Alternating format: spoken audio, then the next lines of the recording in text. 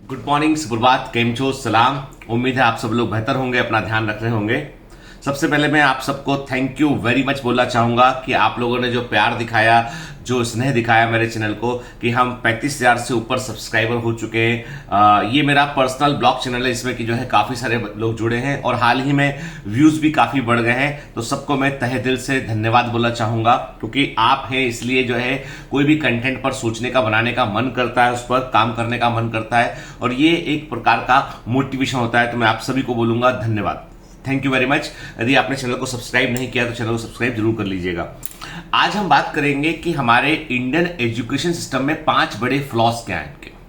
अब आप बोलोगे सर सडनली आप इंडियन एजुकेशन सिस्टम के बारे में बात क्यों करने लगे? क्योंकि मैंने पिछले 4 दिन, जब से नीट हुआ है, नीट होने के बाद से मैंने 12 तारीख के बाद से मैंने लगातार बच्चों के फोन कॉल्स मैंने अटेंड किए, लगातार मैंने उनसे बात किया है। तो मैंने एक बात को महसूस किया है कि यदि नीट नहीं निकल रहा है या आईआईटी नहीं निकला है तो मतलब जीवन खत्म हो गया है, जबकि एक्चुअली में सच्चाई ऐसा है ही नहीं है।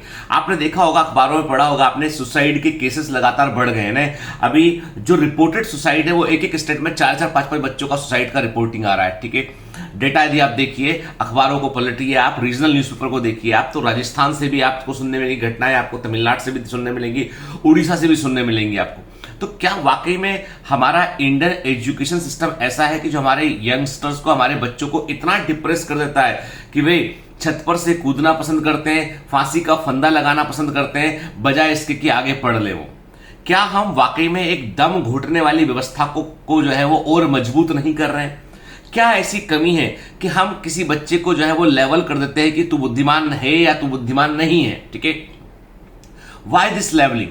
तो पहले हमें बात करनी पड़ेगी कि हमें इंडिया के एजुकेशन सिस्टम के बड़े फ्लॉज को समझना पड़ेगा कि क्या ऐसे फ्लॉज हैं जिनको हमें दूर करना चाहिए और सरकारों को इस पर विचार करना चाहिए। आपको बता दूं मैं कि जो हमारा प्रेजेंट एजुकेशन सिस्टम है ये ब्रिटिश समय का एजुकेशन सिस्टम है, इसको जो है हम अभी तक कैरी करते चले आ रहे हैं। और ब्रिटिशर्स के समय में आप मैकाले का जो एजुकेशन सिस्टम का उनका जो सिद्धांत था, यदि आप उसको पढ़ेंगे, कभी हिस्ट्री में जाकर आप पढ़ेंगे, आप पाएंगे कि अंग्रेजों ने जो भी कुछ किया इंडिया के अंदर एजुकेशन सिस्टम में, जो भी रिफॉर्म किए, बेसिकली उनका पर्पस था कि दे वांट लॉयल एम्प्लॉइज। वो चाह रहे थे कि जो भी हमारी शिक्षा को लेने के बाद जो पढ़कर बाहर निकले वे अंग्रेजों के प्रति वफादार रहें, जो लॉयलिटी उनके अंदर अधिक रहे। इसलिए उन्होंने उस सिस्टम को इंट्रोड्यूस किया था, लोगों में अंग्रेजियत को अंदर इंट्रोड्यूस करने की उन्होंने कोशिश की थी। अंग्रेजियत से मतलब यहां पर एक सभ्यता से, कल्चर से। खैर, हम उतने पीछे ना जाके हम बात करें, चलो ठीक है, अब तो आजादी को बहुत वर्ष हो चुका है। 1947 में हमारा कंट्री आजाद हुआ, उसके बाद यदि हम आज बात करें तो आज भी हम वो पुरानी परछाइयों के भूत को क्यों ढो रहे हैं? यानी हम जो पास्ट का, जो अतीत का जो भूत है, उससे हम आने वाले कल को अफेक्ट क्यों कर रहे हैं?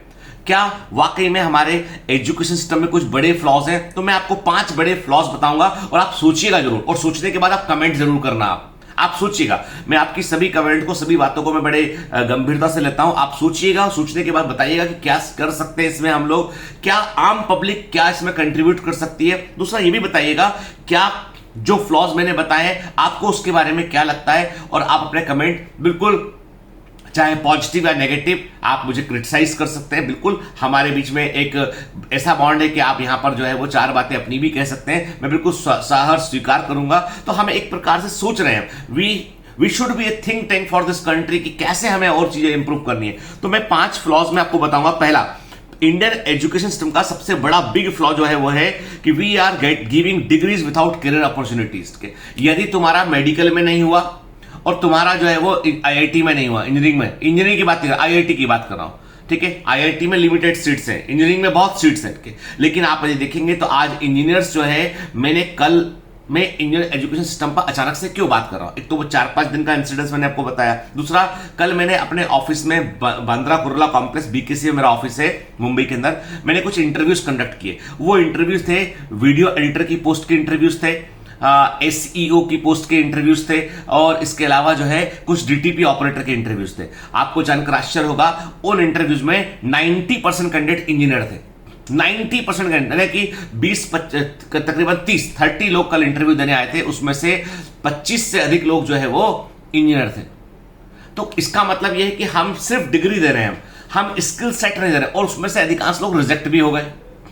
क्योंकि जिस स्किल सेट के लिए वो आए थे वो उन्हें कभी जानना ही नहीं उसको, उन्होंने थोड़ा बहुत आता था। और जिन 3 कैंडिडेट को मैंने सिलेक्ट किया है, आपको जानकर आश्चर्य होगा, तीनों 12वीं पास है, 12th सिर्फ 12th पास है, लेकिन तीनों को काम बढ़िया आता है, फैंटास्टिक काम आता है। मूवीज के लिए भी एडिटिंग का काम किया, क्योंकि हमारे ये जो रिक्रूटमेंट थे वो हमारे बायोमेंटस ऑनलाइन फिल्म्स के लिए चल रहे थे। तो कहने का मतलब ये है कि क्या हम बच्चों को सिर्फ डिग्री दे रहे हैं? आज मैं आपसे पूछूं कि बताइए कि एमबीबीएस की डिग्री और आईआईटी को आप हटा दें, आप एमबीबीएस को हटा दें, आप आईआईटी को आप हटा दें, बीटेक को आप हटा दें वहां से, तो आईआईटी से होने वाले बीटेक को आप हटा दें, एमबीबीएस को हटा दें, फिर मैं आपसे पूछता हूं कि बताइए कि आपको किन डिग्रियों में आपको करियर अपॉर्चुनिटी लगती है? तो आप बोलोगे सर बीएससी के बारे में क्या बोलूं मैं, बीकॉम के बारे में मैं क्या बोलूं, बीए के बारे में आपको क्या बोलूं सर मैं के, मतलब आपके पास आंसर नहीं होगा।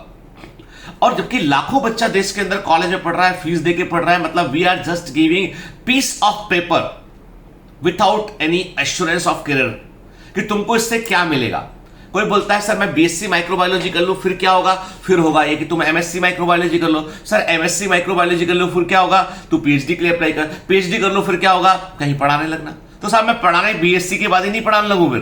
तो कहने का मतलब यह है कि आज हम वहां फंस गए हैं। यहां पर हमको बस इतना पता है कि इस सुरंग से गुजरना है, सुरंग से गुजरने के बाद सवेरा किस तरीके से होगा, सुरंग कहां खत्म होती है हमको नहीं मालूम है। तो सबसे बड़ी प्रॉब्लम यह है कि we are giving degrees without career opportunities. मतलब मैंने अपने पिताजी की 1948 में मेरे पिताजी का जन्म हुआ था और उन्होंने कॉलेज किया होगा तकरीबन मतलब मान लीजिए आपकी मुझे लगता है 65 68 का भी उन्होंने जो एजुकेशन लिया होगा। तो मेरे पास मैं एग्जैक्ट ईयर नहीं बता पाऊंगा आपको, मुझे याद नहीं आ रहा है। मैंने अपने पिताजी की मार्कशीट मेरे को पुरानी मिल गई कहीं पे, जब मैं आज के 1 साल पहले 6 महीना 8 महीने पहले अपने घर गया था। तो कुछ हम लोग पुराना कुछ सामान देख रहे थे, होता ना अपने घर जब जाते हैं तो पुराना सामान भी देखते हैं। तो पुरानी अलमारी में पिताजी मेरे अब नहीं रहे, तो मैंने उनकी मार्कशीट देखी है। उस मार्कशीट में जो है मालूम है, जो सब्जेक्ट था उसके अलावा लिखा था टेलरिंग। टेलरिंग का काम सिखाया जा रहा था उनको। मैं बोला पापा टेलर थे, पता ही नहीं था आपने को?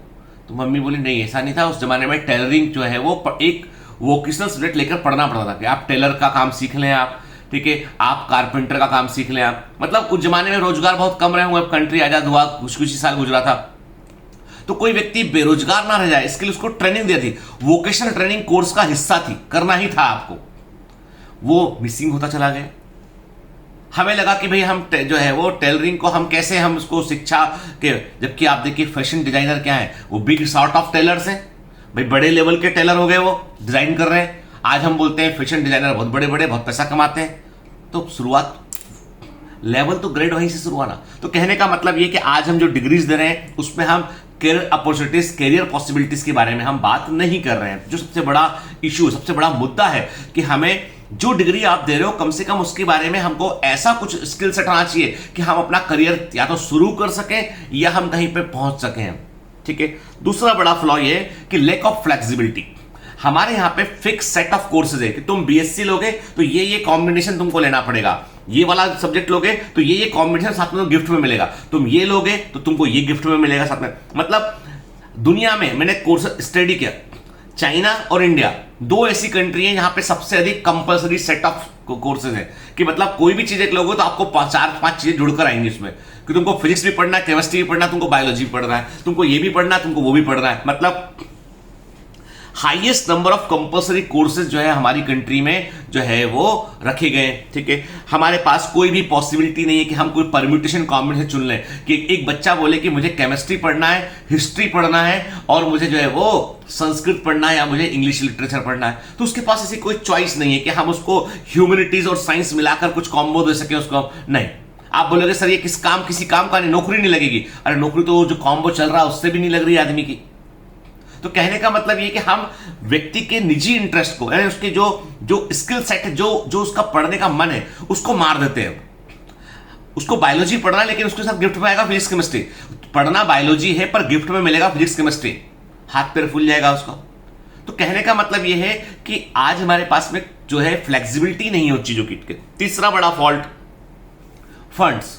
सरकार के लिए एजुकेशन सिस्टम जो है वो एक रिस्पॉन्सिबिलिटी है, एक सामाजिक कार्य है जिस पर कि खर्च ही करना है। मतलब government is never looking it is as a business opportunity. America में जाएंगे आप, ब्रिटेन में जाएंगे आप, यूरोपियन कंट्री में जाएंगे, आप पाएंगे कि वहां पर एजुकेशन को वो एक इन्वेस्टमेंट के रूप में देखते हैं कि आज हम यूथ में इन्वेस्ट करेंगे, ये यूथ इतना सीख के काम करेगा, साइंटिस्ट बनेगा, ये करेगा, इससे कंट्री को और पैसा मिलेगा।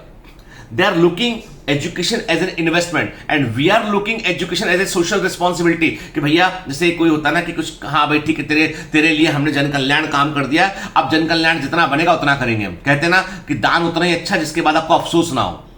तो सरकारें जो है वो एजुकेशन सिस्टम को के लिए वो ग्रांट देते हैं। देखिए सुनिए बात, ग्रांट देते हैं कि हमने अनुदान दिया। अनुदान वर्ड का मतलब क्या है? दान दिया है आपने, एहसान किया आपने।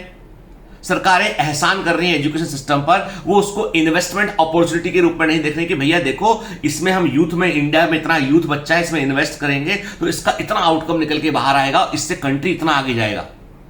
नहीं, गवर्नमेंट जो है फंड्स की कमी है, फंड कम है तो सैलरी कम है, सैलरी कम है तो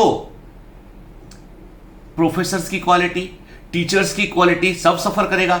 आज एक बहुत ही डायनामिक बेहतरीन टीचर जो है उसको यदि आप इंडियन एजुकेशन सिस्टम में कहीं फिट करो तो बोलेगा नहीं साहब मैं बाहर कोचिंग पढ़ाऊंगा, ट्यूशन पढ़ाऊंगा, ज्यादा पैसा कमाऊंगा क्योंकि मेरे को तो बहुत कम सैलरी मिलेगी यहां पे। और मैंने इस सेशन के पहले मैंने कंपेयर किया तो मैंने देखा कि अमेरिकन काउंटर पार्ट की बात करें तो उससे हमको 16 से 20 गुना सैलरी कम है हमारे टीचिंग स्टाफ की। हम ब्रिटिश काउंटर पार्ट की बात करें, यूरोपियन काउंटर पार्ट की बात करें तो 12 से 16 गुना सैलरी कम है हमारी। ठीक है, मतलब कहीं भी आप देखें तो जो डेवलप्ड कंट्रीज हैं उनकी तुलना में आप देखेंगे तो हमारे टीचर्स को, हमारे प्रोफेसर्स को जो है 10 से 20 गुना कम सैलरी मिल रही है और उनसे काम लिया जा रहा पूरा बेगारी वाला कि इलेक्शन होगा टीचर की ड्यूटी, ये होगा जनगणना होगी टीचर की ड्यूटी। मतलब टीचर फालतू है एकदम, कहने का मतलब इंडियन कॉन्टेक्स्ट में टीचर फालतू है कि उसको इलेक्शन में भी लगा दो, जनगणना में भी लगा दो, सर्वे में भी लगा दो, क्योंकि बच्चे को पढ़ाना तो फर्ज का काम है ना। तो हमारी गवर्नमेंट उसको देखती है एक प्रकार से वेस्टेज के रूप में। इस नजरिए को बदलना पड़ेगा। ये नजरिया केवल एक गवर्नमेंट का नहीं, ये 1947 से अब तक का लगातार नजरिया है। तो सरकारें तो फंड्स बढ़ाने पड़ेंगे, सैलरी यानी ऐसा होना चाहिए कि आपके ग्रेजुएट होने के बाद आप जो है वो सबसे पहले कोशिश करें कि मुझे टीचर बनना है। अच्छा, लेकिन आज आप बोलोगे टीचर, अच्छा टीचर कुछ कर नहीं पाया होगा तो आदमी टीचर बन गया, ये साइकोलॉजी माइंडसेट सेट हो गया है। तो ये बदलना होगा। चौथी बड़ी प्रॉब्लम जो है वो है कि हम इतना कुछ खर्चा करने के बाद डिग्री ले भी लें हम, there is no global recognition. मजे की बात यह है कि हमारे जो मेडिकल कॉलेजेस हैं उनकी भी डिग्री बाहर वैलिड नहीं है। इक्के दुक्के कॉलेज छोड़ दें आप, एएफएमसी पुणे छोड़ दें आप, ठीक है, एम्स दिल्ली छोड़ दें आप, बाकी बाहर कुछ वैलिडिटी, मणिपाल छोड़ दें आप, तो बाहर वैलिड ही नहीं है। आपको एमबीबीएस के बाद आपको उनका एग्जाम भी निकालना पड़ेगा, आपको पूरा फाइट करना पड़ेगा, जैसे वहां फाइट करते हैं वैसी फाइट आपको यहां करना पड़ेगा। कहने का मतलब ये है कि आपके, ये तो बात कर रहा हूं मैं टॉप डिग्रीज की बात कर रहा हूं मैं हमारी कंट्री की, बाकी तो हमारे यहाँ के स्किल सेट को मायने, वो कहते हैं भैया हमारा एंट्रेंस निकाल लो, तुम में दम होगी, तुम निकाल पाओगे तो आ जाओ, हम तुमको अंदर ले लेंगे, नहीं तो दूर से भला। लेकिन यदि वहीं पर एक व्यक्ति जो एमबीबीएस एमडी किया हुआ अमेरिका से, वो इंडिया में आके आता है किसी प्राइवेट हॉस्पिटल में कि I am American cardiac surgeon, तो हाथों हाथ लेते हैं, कोई डिग्री में लगा देते हैं हम कि भैया इसने ये वाला ग्रेजुएशन किया हुआ है इंग्लैंड से।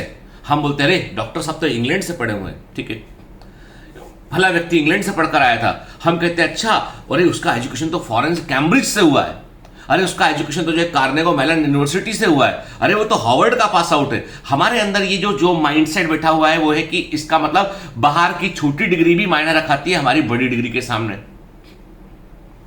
कहने का मतलब ये कि आज कई कोर्सेज जो है वो फॉरेन की डिग्री के टैग लगा के बिक रहे हैं, ठीक है।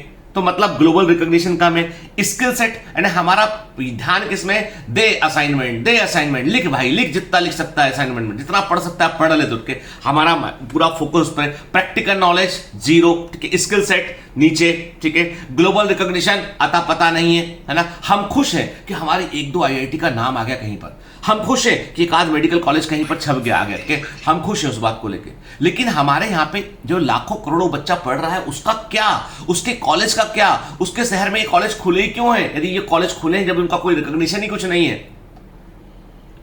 तो कैसे काम चलेगा? 5वां बड़ा फॉल्ट जो है, इतना सब होने के बावजूद फीस हायर साइड है, क्वालिटी लोअर साइड है।